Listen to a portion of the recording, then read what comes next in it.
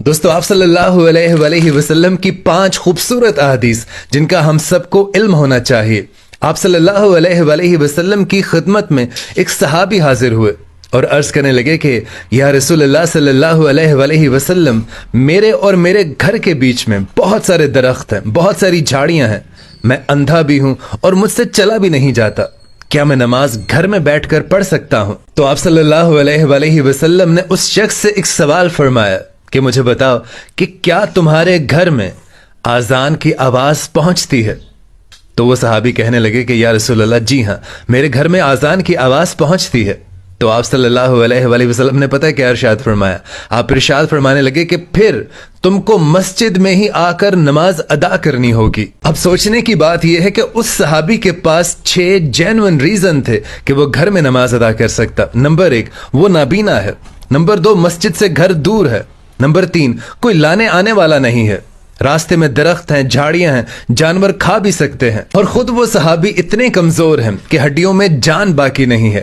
یہ سارے عذر اس صحابی کے پاس موجود تھے، لیکن پھر بھی اللہ کے نبی نے انہیں گھر میں نماز پڑھنے کی اجازت نہیں دی، جبکہ ہمارے نبی پاک رحمت العالمین ہے۔ اب سوچنا آپ نے ہے کہ قیامت والے دن اللہ کے سامنے ایسا کون سا عذر آپ پیش کریں گے کہ یا اللہ میں اس وجہ سے نماز نہیں پڑھ سکا۔ اور پھر آپ صلی اللہ علیہ وآلہ وسلم نے ارشاد فرمایا کہ دیکھنا، نماز نہ چھوڑنا، اگر تم نے نماز کو چھوڑ دیا تو پھر اللہ تعالیٰ نے اپنا ذمہ تم سے اٹھا لیا، اور مجھے لگتا ہے کہ اس سے بڑی دھمکی شاید کوئی اور نہیں ہو سکتی۔ اور پھر ایک موقع پر آپ صلی اللہ علیہ وآلہ وسلم نے یہ بھی ارشاد فرمایا کہ صحابہ اپنے گھروں کو قبرستان نہ بناؤ، اپنی نماز کا کچھ حصہ اپنے گھر میں پڑھا کرو، اس سے برکت ہوتی ہے۔ اور پھر آپ صلی اللہ علیہ وآلہ وسلم نے ارشاد فرمایا کہ نماز اپنے نمازی کے حق میں قیامت والے دن نور، نجات اور دلیل کا سبب بن جائے گی، اور جو شخص نماز کو چھوڑتا ہوگا، نماز کو نہیں پڑھتا ہوگا،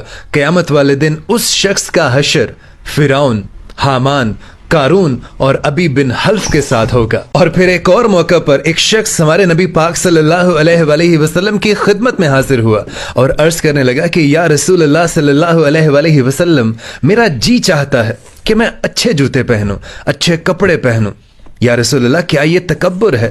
تو آپ صلی اللہ علیہ وآلہ وسلم نے ارشاد فرمایا کہ نہیں، یہ تکبر نہیں ہے، کیونکہ اللہ تعالیٰ خود خوبصورت ہے اور وہ خوبصورتی کو پسند کرتا ہے۔ تو وہ شخص حیران ہو کر دوبارہ سے پوچھنے لگا تو یا رسول اللہ مجھے بتائیے کہ پھر تکبر کیا ہے؟ تو آپ صلی اللہ علیہ وآلہ وسلم نے اتنا عمدہ طریقے سے اس شخص کو سمجھایا کہ آج بھی ہر شخص اس کو سمجھ سکتا ہے۔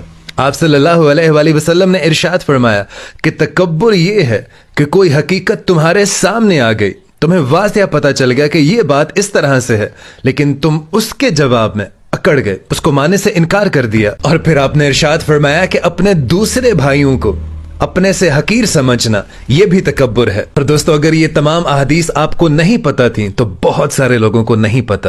اس ویڈیو کو زیادہ سے زیادہ صدقہ جاریہ کی نیت سے شیئر کر دیجیے گا۔ جزاک اللہ۔